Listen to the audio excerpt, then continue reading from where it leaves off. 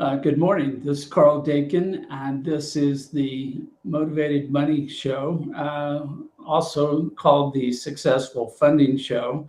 And I'm here today to discuss with um, uh, Matt Walsh the concept of launching your own capital campaign. And funding is the topic of this show. We talk about funding primarily from a small business point of view, but we also want to do it from a standpoint of getting funding successfully completed. So we'll step into the shoes of the different types of funding sources. We'll talk about everything in the planning, design, staging, and conduct of a capital campaign.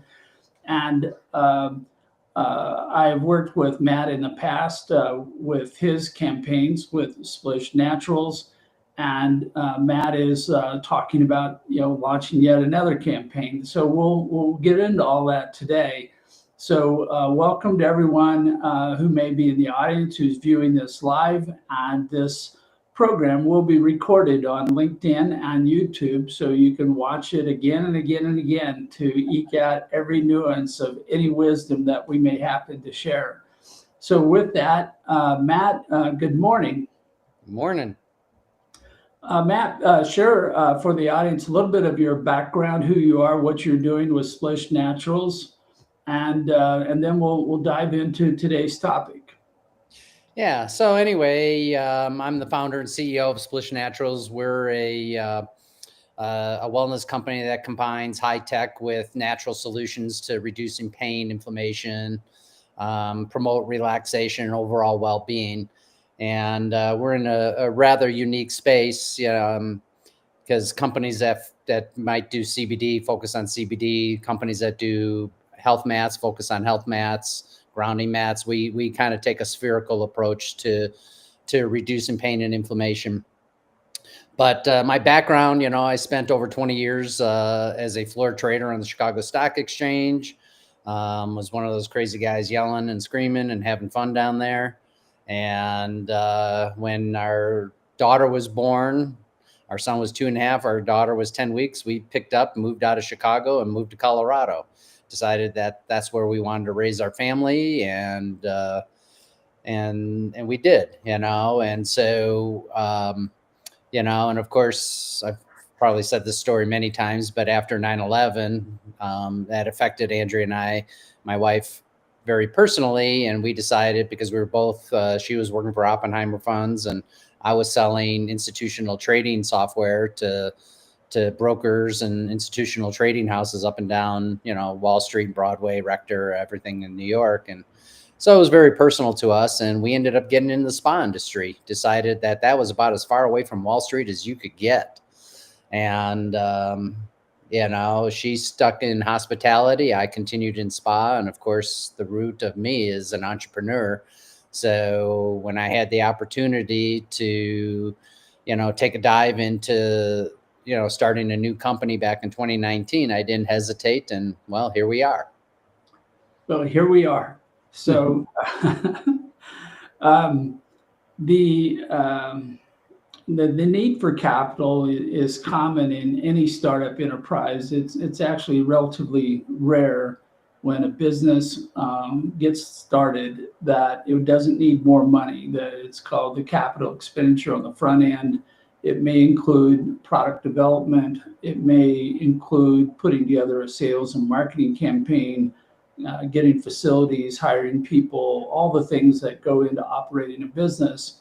And when that money is not immediately available, that is, the founders don't have it in their pocket, then they need to look outside of themselves and find somebody else who may provide that particular resource. Most often people look for money because they assume that with money they can purchase whatever they need. But in the funding strategy, it's a good idea to look at every kind of thing you need to start and grow your business. It may be possible to do a deal directly for that particular asset without having to raise money. And particularly trying to avoid having to raise money from people we don't know, who may not care, who may never write a check, when we might have got the whole deal done going directly to that. But what I do in my business, for those who are not familiar, is that I help get businesses to a point of fundability. And by that, I'm meaning that I want to bring them up to the starting line where they have everything in place with regard to their documents, their organizational structure, how they're going to present themselves, a strategy, a plan for raising funding, and hopefully a short list of high profile, high probability investment candidates who are ready to write a check as soon as they're given an opportunity to do so. And most businesses are not at that point. They may be missing any number of things that would either make them eligible to receive funding or would make them a more attractive target, a more attractive point for an investment by an investor. And so I work with them to see what we can do to fill the gaps, get everybody ready to go. And then we pull the trigger. And that's what we call launching the capital campaign, even though we may have been working on the campaign for months, even years. And this may be our second or third assault on the castle, so to speak. So there's a lot of work to be done. And too often I've seen businesses come out of the gate with no clear target. They have a very generic offering. Offering doesn't differentiate themselves from anybody else who's also competing for money, and they have slow or no results that come from that. So, Matt, in getting ready to launch a capital campaign, and I know we've talked about doing another one here for Splish, what are you doing to get ready to launch your campaign, and particularly, what may you be doing better, doing different this time around over, your past efforts? Well, I mean, our past efforts, began with a CrowdReg CF or crowdfunding campaign back in the fall of 2023. Of course, at that time, there was a lot going on between, war breaking out in the Middle East and a lot of consumer debt, a lot of uncertainty economically on the globally. And so, it ended up sadly not being a successful campaign. But, things that I'm doing now and kind of back up a little bit, obviously capital is important because without it, you can't launch that strategic marketing campaign. Yet at the same time, if you're the world's best kept secret, doesn't matter how great your products are. If you build it, they will come. Works in the movies just fine and dandy, but in real life, it doesn't work at all. And so we've been working a lot on strategic sponsorships, high profile sponsorships. For years, we sponsored big events like the U.S. Open Pickleball Championship, World Rugby Showcase. We've had the honor of being in the luxury box at the Grammys and the Oscars. And a lot of that, certainly broadened our brand recognition, and it helped quite a bit. Now, we're spending more time, like, for example, we're recently announced that we are the official backstage wellness sponsor for New York Fashion Week, which is a big deal. And our goal is to, basically, keep the models out of pain and help them prepare for the runway and at the same time help them recover after the show. And so, we're taking strategic moves to basically broaden our brand base, make more people aware of who we are, what we do. And by virtue of the fact that they found us, maybe whatever strategy I got in place seems to be working because people are finding us finally. It's taken some while, but at the same time, when we start talking about raising capital, which of course we're hoping to launch a capital campaign here very, very soon, that would help fund, again, marketing campaigns, maybe some strategic sponsorships that make sense, new product development, et cetera, So definitely looking forward to a successful campaign, but knock on wood, we'll have to see how it goes. I know it's tough out there. I know a lot of people, I know there's a lot of money out there. Um, a lot, but it's most of it's just sitting on the sidelines. And the challenge for us is that, our financials really don't portray the value in our company. When you launch a company 3 months before COVID, we just set ourselves up, not knowingly, to be pivoting, left and right, between COVID, of course, inflation and political mumbo jumbo and economic uncertainty, so we've been, haven't been without challenges, but as I like to say, we're still standing. We've had competitors, big competitors, didn't survive COVID. They were overextended, had over leveraged. Fortunately, at that time, we were not, and we still aren't. And Yeah. so Yeah, let's say howdy to Zach Dane, who's listening in this morning. Hi, Zach. Morning, Glad Zach. that you're with us this morning. Zach is working on fractional ownership, which is a new approach to enabling people to invest in real estate, which both benefits the person who's raising money because it's another source of capital, and it may also reduce the debt load to the project, which is a big deal these days. We've seen with the increased interest rates, so many real estate business models that have failed or are failing because they didn't allow for the current level of interest, and which is more according to historical norms. And bringing in outside people to invest gives you just new people that can invest in your project, and changes the dynamic of your capital stack. So Zach is continuing to work on that. Thanks for being with us this morning, Zach.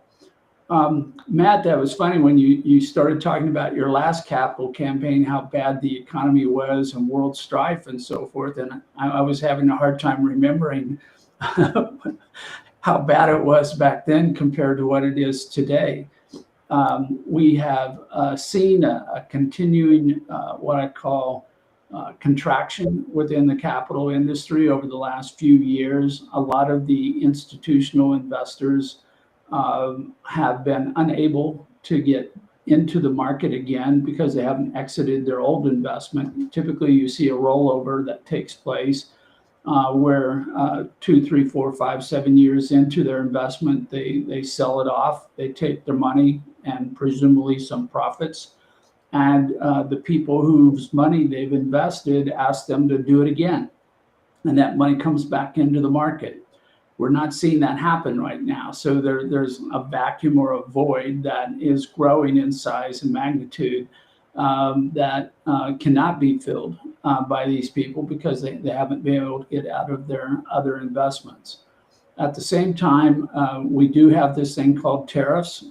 This is the Trump, I call it, volleyball game where the ball goes back and forth. We're never quite sure where it's going to stay or land, and what is the price of goods going to be. And there are some businesses who are being terrifically impacted.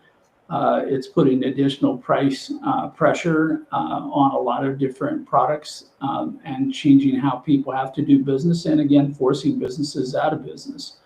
So those people who have the discretion to sit still, which includes a lot of the angel investors and some money groups, they're kind of on the sidelines, as you described it. They're waiting for things to get more stable. They're not making investments today. But those people who are still investing, which is now a smaller group who's trying to address a large group of people who need funding, they become more conservative. They've raised the bar. They've said, well, last year we might have invested in a company that had 2 years of growth or 3 years of growth. Now we want 5. Or we used to invest in startups, and now we'd like to see 1 or 2 years of traction in the marketplace.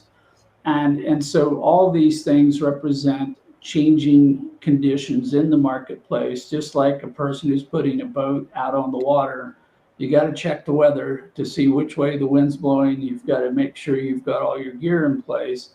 And going out on an adventure without proper planning and preparation is not begging for failure, but it certainly heightens the probability of failure.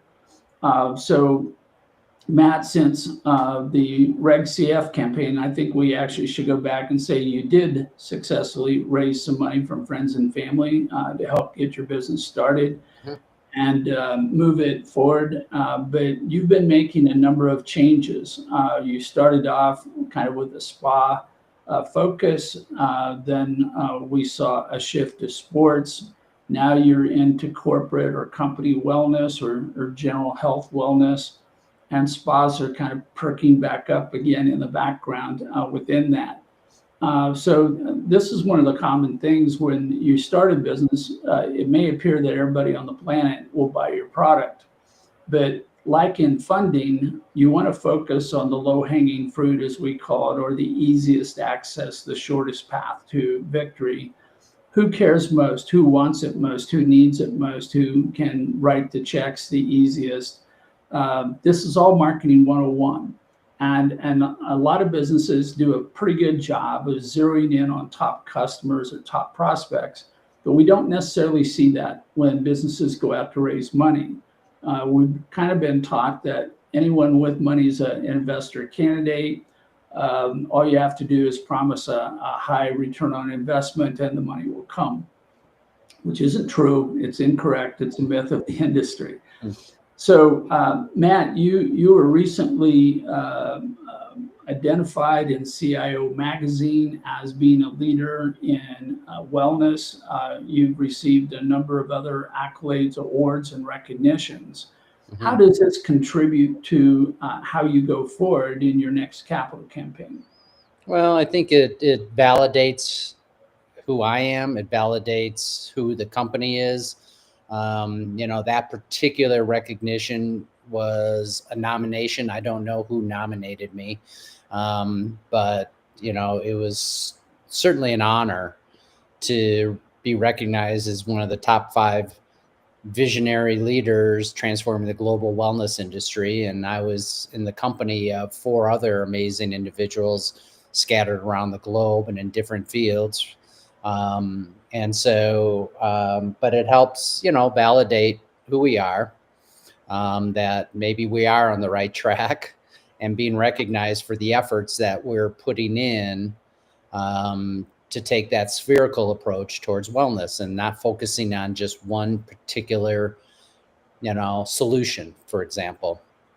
And diversity too of our clientele. People say, who's your customer? And to your point earlier, having spent so many years in the spa industry, that was going to be our clientele. We were just going to do B2B business with spa because I'd been in the industry for so long. And of course, COVID changed that. So, we've diversified the product line. We've diversified the groups, from infusion centers now to, as you said, sports, et cetera. So you didn't like being on the left, my left? I'm more of a right person, but I was trying to balance out my political leanings, and so I thought I'd just switch in the middle of the program. Okay.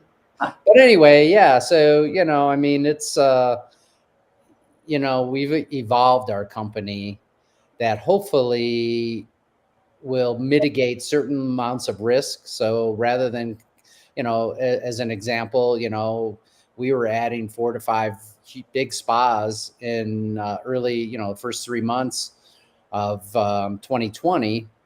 That was our sole customer base. And of course, in one fell swoop, we lost 100% of our sole customer base. And many of those spas that we brought on never reopened their doors. And when they did, they didn't have the money to replenish product. They just kind of limped along until things started picking up. And, you said earlier, the spa is definitely picking up again. And we're slowly beginning to add more spas to our customer list. But, lesson learned, if you're going to put all your eggs in one basket, then you stand to risk losing the entire basket. And now we've diversified in such a meaningful way, especially in the medical, towards medical field. Some of our products have just recently been HSA and FSA approved, which will open up another set of doors for us.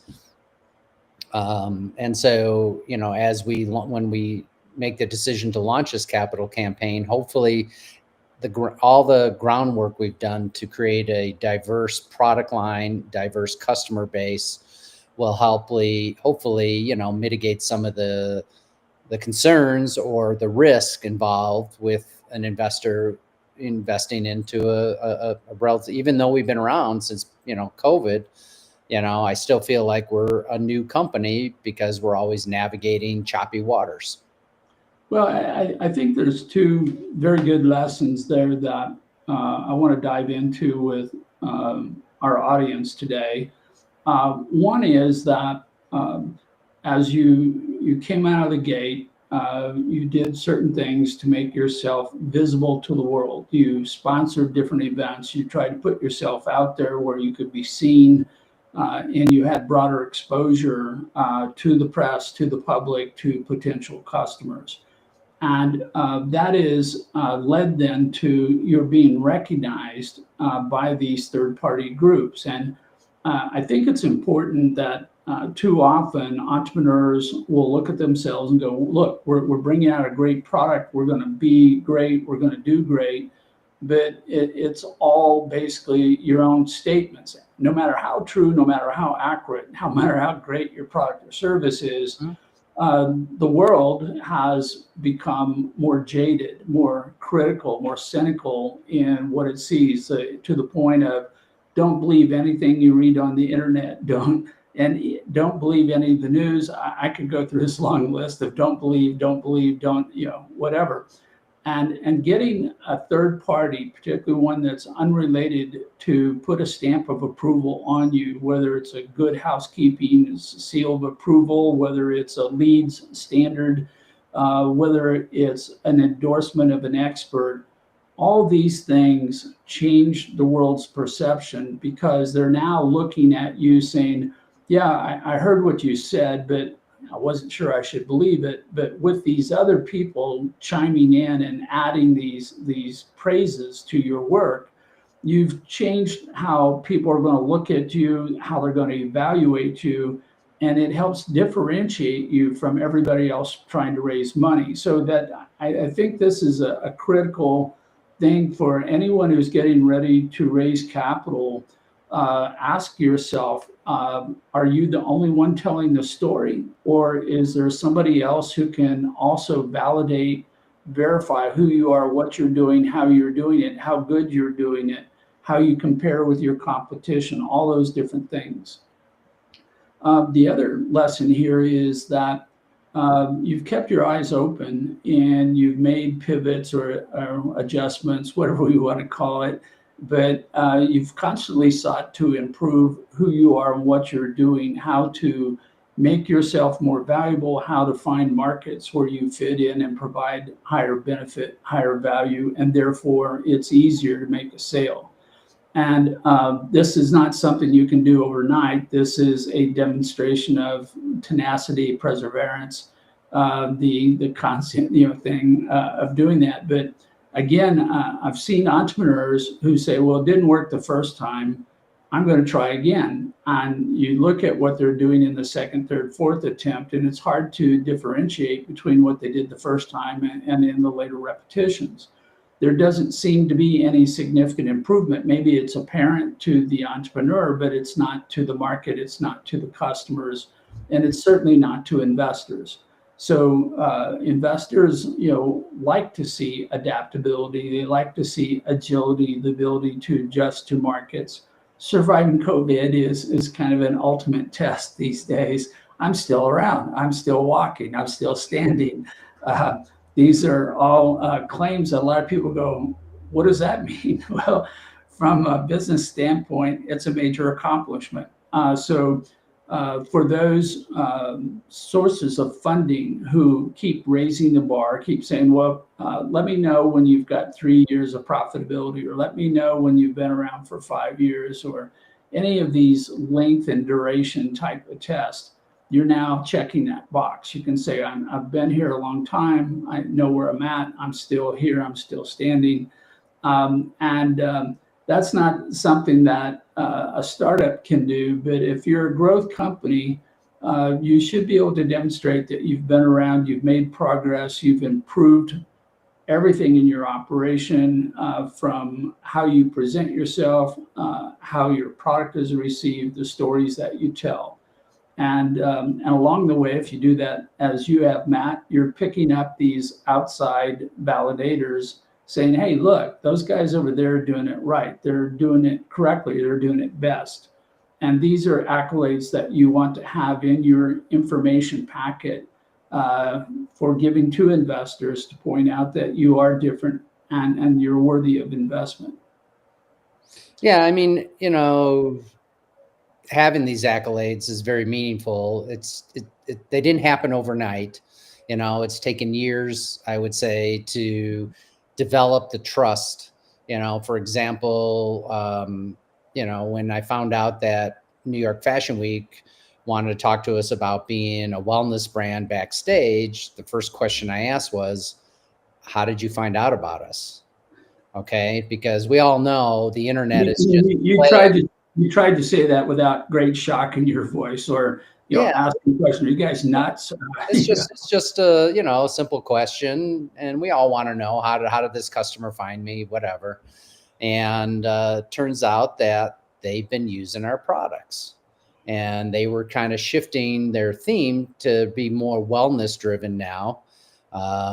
And since they had been using our topical products, we were the natural choice for them, and so it all came together. And it's an honor. This is not a small show. People around the world are completely familiar with New York Fashion Week, even if you're not a fashionista. And so to be a part of that, and to have this organization trust our brand is a big deal. And so again, it's another step in the right direction to building that validation to who we are and what we're doing and the quality of the products that we're producing and selling. Well, let's put this in perspective. You were telling me how many models actually participate in the Fashion Week? Up to 200. And how many different fashion shows or walks or whatever they call it take place during this show? So I think it's 5 days. They average, I believe, 6 shows a day. Yeah. So think now, I mean, most people think of a model that seems like that's almost like a carefree, easy type of a job. And Matt's now describing a situation which is more like the Leadville 100 that you sponsored last year, where people cross 100 miles of the Rocky Mountains at high altitude on bicycles and on foot. It's an endurance thing. It's high stress on the body of the models, and the people who have all the fashion that they want to show off at this event want these models to look good, feel good, because it reflects well positively on the products that they're showing. So in many ways, this is an elite athletic event that calls for a body being in top form and feeling good about themselves. So it is a fairly high achievement to be selected to support this kind of event. Yeah, and naturally, since we've been chosen, I've learned a lot about what goes on, the stresses and the strains, both physical and mental, that go into this. Obviously, these models are working with top designers from around the world. The who's who is in the audience.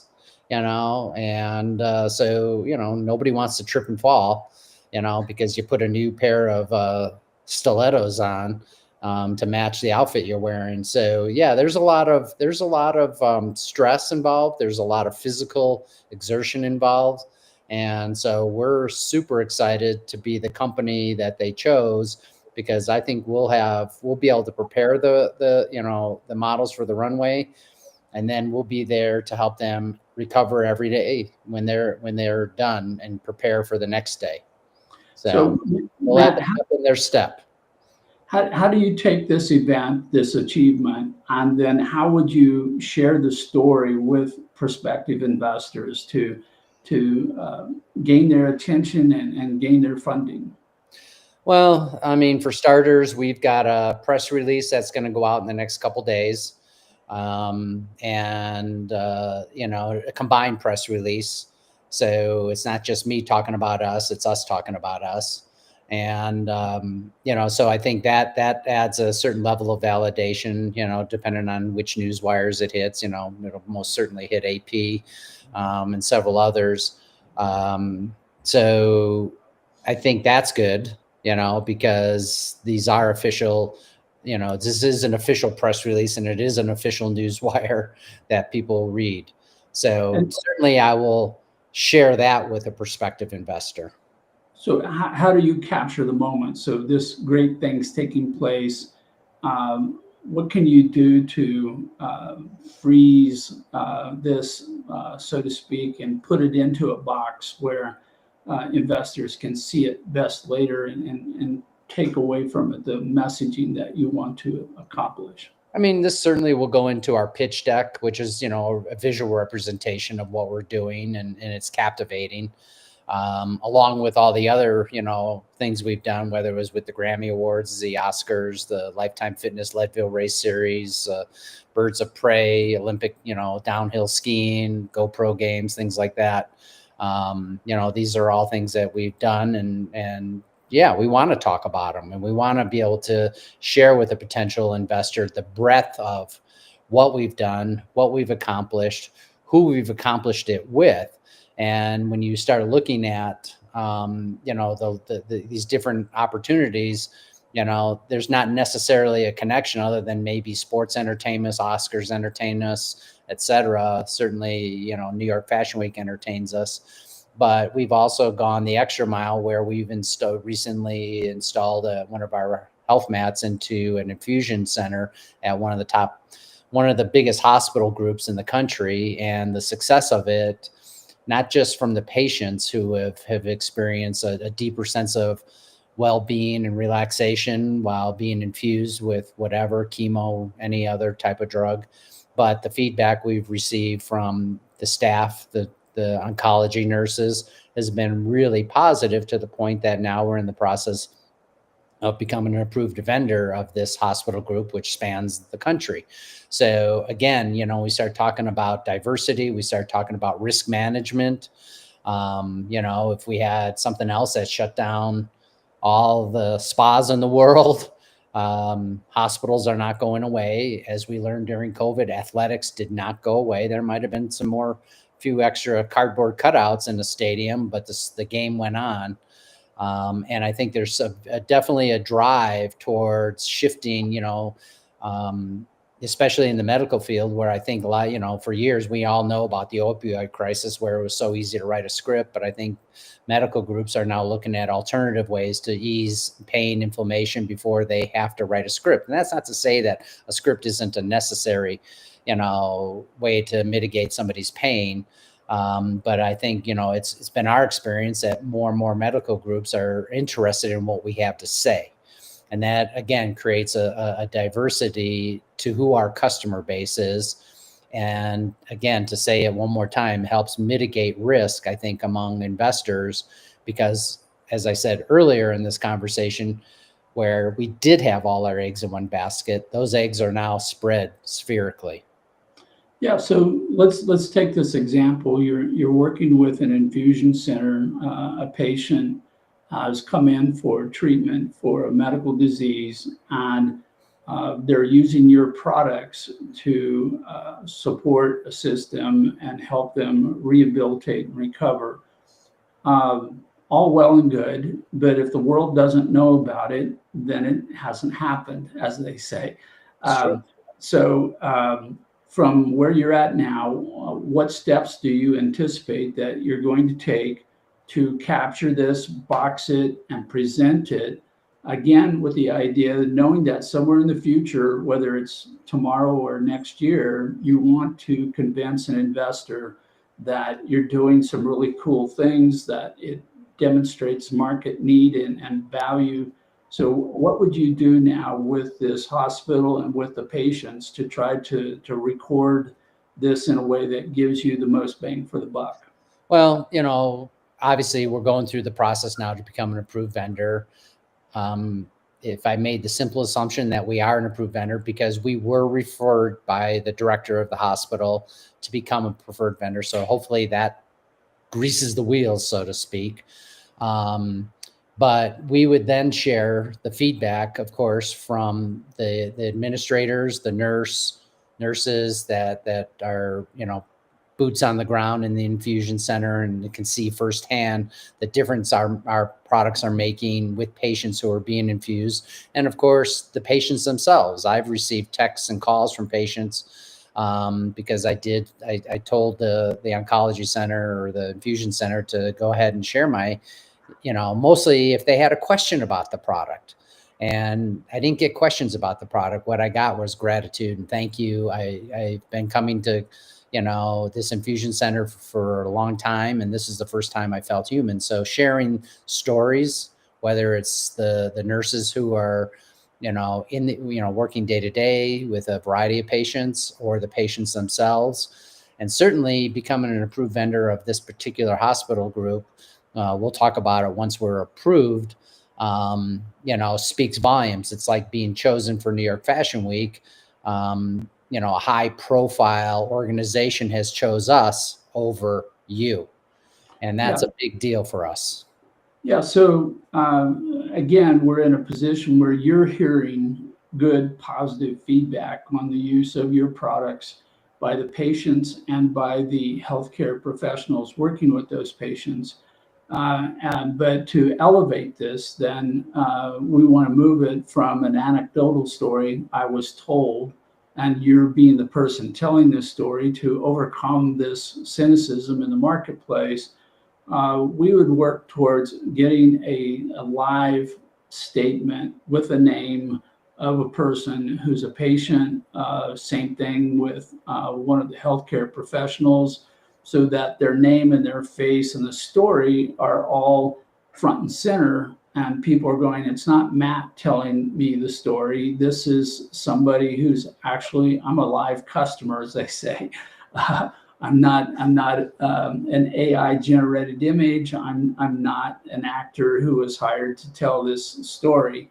And you put these into testimonials on your website. You put them into the handouts. You put them into your offering memorandum, and you cross-reference these so that in an offering memorandum, you don't have room for 100 testimonials, although I saw one recently that did a pretty good job of that, where they had a two-sided brochure. The front was all the basic things, but you turned it over and nothing but testimonials from happy customers. It was very impressive, the magnitude of that statement.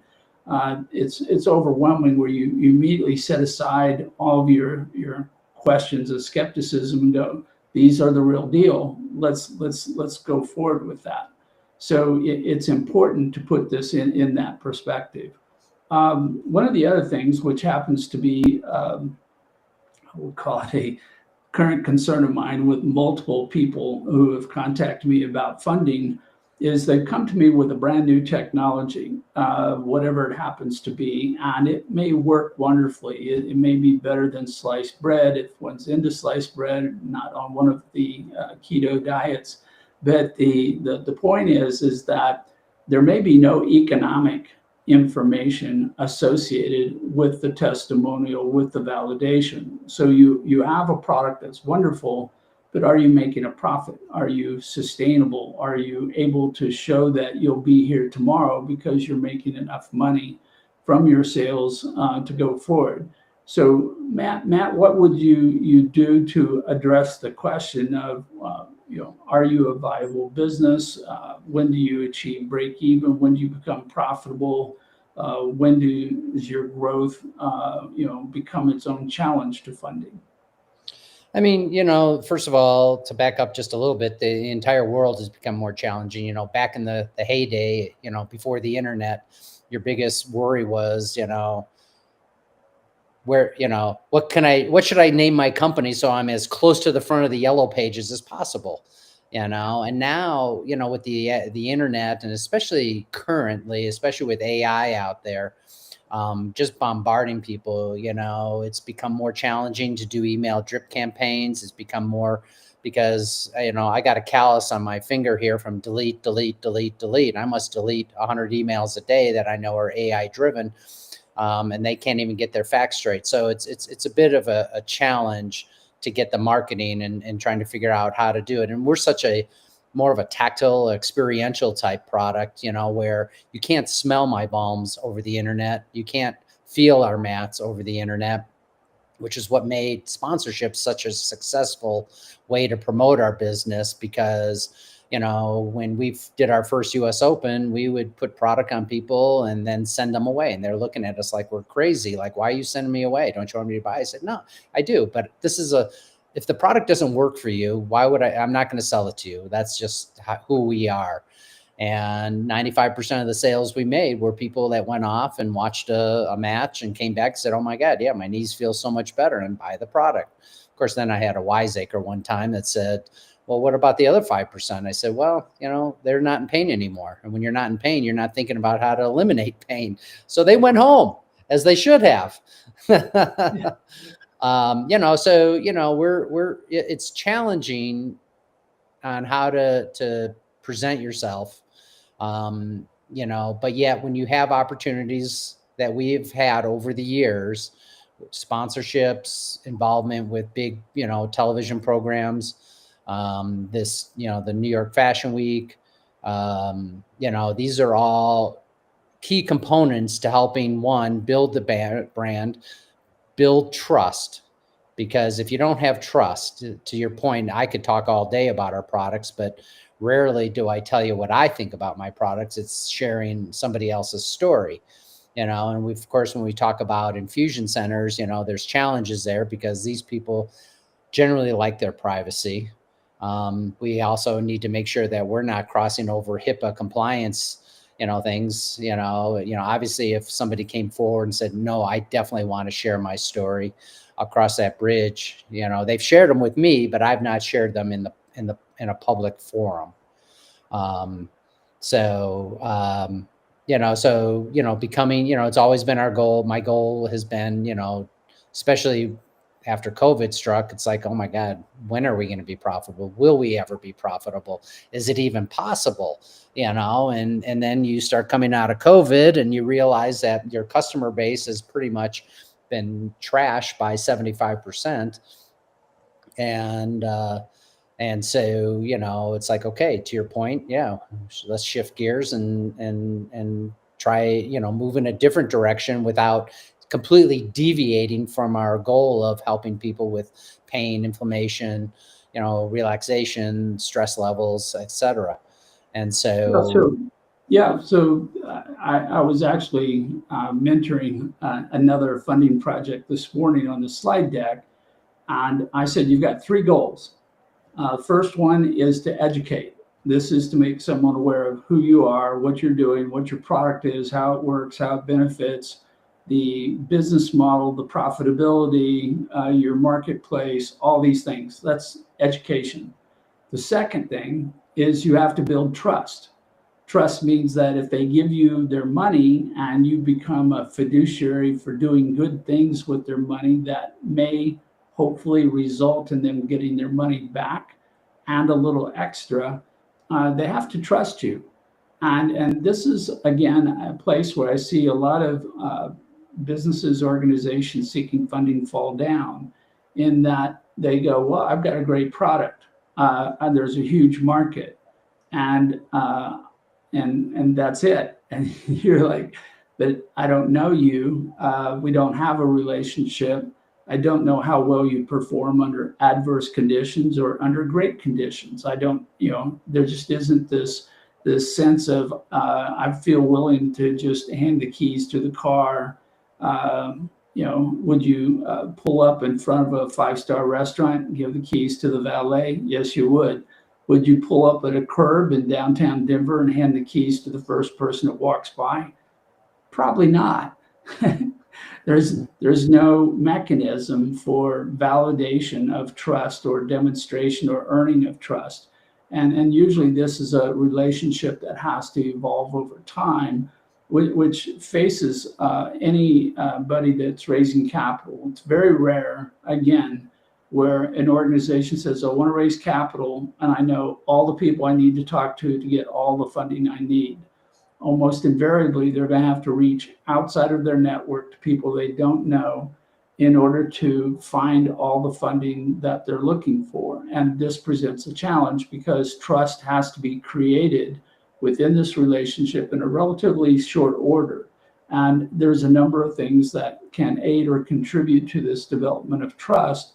One we've talked about today, which is getting third-party validation, having people see you in existence for a period of time. These tell a story without having to point to it directly, that this company makes sense and other people have seen it, they're good with it. Other things you can do is get an endorsement from somebody who knows the person that has the check that you're looking to obtain. This can be done through your network, where you know someone who knows someone. You can build your network. It's a good recommended practice to build your board of directors, build your team, build your board of advisors, create a small platoon or squad of people who in turn know 10, 20, 200 times more people. This may be a large enough audience for you to meet your funding needs by talking to everyone there. Get out there, tell your story. Matt is with me today on My Successful Funding Show. We're talking about motivated money. Why would anybody invest in a company who's producing products that relieve pain and inflammation? Let me think about that. Well, any employer who wants higher productivity of their employees, any athlete who wants to be at the top of their performance, anyone who's a victim of an illness that's creating the pain and wants to mitigate it, wants to recover and get back to normal. So these are all things that represent different segments, different markets, and telling this story in a way where you get quick, immediate confidence in what the story is and the content and substance of the story. This is all important. And some people are going to focus on the product, some are going to focus on the market and potential growth, others are going to look at the economics of the business, but every one of them is going to be looking at the leadership of the business and asking the question, can I trust this person with my money? And they may love you as an individual, but they wouldn't give you $5 because they don't know that you're not going to waste it, or you're going to spend it on a brand new car, which has nothing to do with advancing your business. Right. So these are all important things. So Matt, what do you think you can do more within your preparation for your next capital campaign? What would you see would be the biggest trust building activity you could engage in? Well, I mean, I think we're doing it. We've been doing it, adding, the accolades, either whether it's in the, CIO magazine or Magnet View magazine or Women's Week, articles that are being written about us, and how we're benefiting individuals, how we're, benefiting women. And then, by virtue of, if we become an approved vendor of this nationwide hospital group, that adds a significant amount of validation. And I believe that that'll open additional doors, maybe to big dialysis center companies, and others that are, experiencing something similar, but in a great degree of discomfort. We're working with some of the largest, some very large physical therapy groups that work with professional athletes. It was one of them, the big one we work with is down in the state of Florida, and we've been working with them about a little over 2 years maybe. But even then, when they purchased one of our mats, and it was fine. But now, I think they're seeing us grow, and they're seeing us this, certain validation, and it's not just this isolated island over here saying, hey, these guys, this is great. Now they're hearing it across the board from other organizations. And I think it's helped us to give them the confidence to look at their patients and say, no, this is something you need. You use it here. Here's an opportunity for you to purchase one and take it home. Yeah. So essentially, at the end of the day, in preparation for a capital campaign, it's not just a matter of walking out a deal offering so much stock for so much money. It's a matter of collecting and organizing and telling your story in a fashion that gives them the information they need. They check the boxes as they go through their review list, their criteria for investment. It establishes the level of trust or the confidence in the business, in the leadership of the business, to do all the things that they hope to do. And then doing it in a professional manner so that this pitch outshines, outcompetes everybody else who's out there also looking for funding at the same time. It is there's just so many demands upon an investor for them to write a check for something, whether it's a charity or a spouse or sending their kids to a new sports camp or in this case, putting money into an investment. You have to be number one or two, but not three in their list of investment candidates, because they very rarely are going to make more than a handful of investments over a year. And you want to be one of those. And whether that's a private equity firm, a family office, it's a high net worth individual, or an angel investor, somehow you have to shine brighter, greater than everyone else out there looking for funding. And telling your story is the centerpiece of all of that. So it's what's required to get ready to launch, is get your stories lined up, polish them off, figure out which stories will pair better, align better with the different investor candidates you're going to talk to. So with when we launched our company, we were purely CBD. We were going to be B2B, right? And after, COVID comes along, that crushed our B2B, but it also gave us an opportunity to decide to rebrand, because now that we're deep in the water of what we're doing, we're looking very more carefully at who's out there, what are they doing? And it became evidently clear, one, it was a flooded market. There's a lot of disreputation, a lot of misinformation. And there was no shortage of companies diving into that space. It's the new thing. It's like the new .com boom, and people were diving into, thinking they were going to make fast money. But at the same time, we're still a highly regulated industry where, it's insane, but CBD is still, even if you take the THC out of it, which we do, is still classified the same as heroin. Okay. As far as the FDA, and so therefore there's not a lot of research. But so by diversifying, so CBD companies do CBD. So when we start adding health mats, there's some great competitors out there, but what do? They do just that.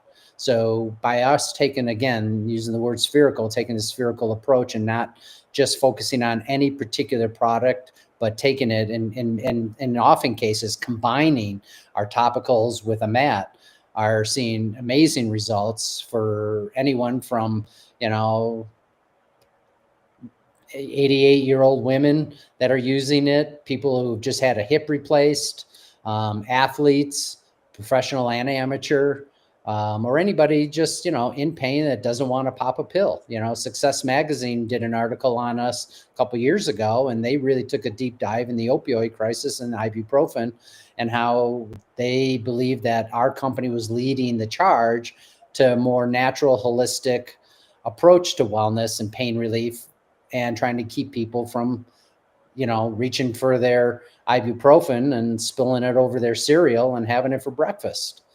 And so, I think we've created that diversity, which of course I hope creates value for our company. Yeah, it's a delicate balance between focused on high return, high response markets, and yet having a broad enough presence to cover multiple niches or multiple markets. So you don't have all your eggs in one basket. You don't get caught where COVID or a tariff or any singular act is going to bring you to your knees. So, Matt, I was so appreciative that you skipped over older people being in pain all the time in your list of candidates. But Matt, we're going to have you back on the program because I know you're doing some interesting things where you're branching out from your products to what I would call immersive environments. And I think people will find that interesting as yet another arrow in your quiver as you keep putting all the pieces together for your next capital campaign. That you've got more stories to tell, you've got more ways you can help people, and you're at the advanced leading edge that is causing the recognition, which raises trust and should make your next campaign ever so much more successful. Before we go today, I want to invite people that they can go to my website. I have an AI avatar that I created with knowledge avatars that can answer questions on entrepreneurship and funding. That's at dakincapital.com. And it's free. It's there. Hit it with all the questions you can throw at it. It enjoys questions to the extent that any piece of code has feelings or empathy. But I use it every day. I put this information on a daily basis. I'm writing a newsletter called Instant Funding that's coming out about 5 times a week. I typically will have a topic of the day, and I ask Cap, "Oh, what do you think about the topic? What would you do? What's your recommendation for funding?" And it's a good check or balance, between what the consensus is in the market and my particular point of view. And then I'm available for 15-minute consultations without charge. If somebody has a particular funding issue in their mind, you can reach out to me at kdakin@dakincapital.com. And we can schedule some time to see if we can get you past whatever challenge is facing you in your funding today. This is the Successful Funding Show. It comes on once a week on Tuesday mornings at 8 o'clock Mountain Time, 10 o'clock Eastern. Next week, we'll have Mark Hutchinson as my guest. Mark and I are going to talk about conducting charitable raffles and how it's necessary to have a grand prize that is appealing to a large enough audience to make a raffle successful. So thank you to the audience for being with us today. Thank you, Matt, for being my guest. And we'll see you next week on the Successful Funding Show. Sounds good.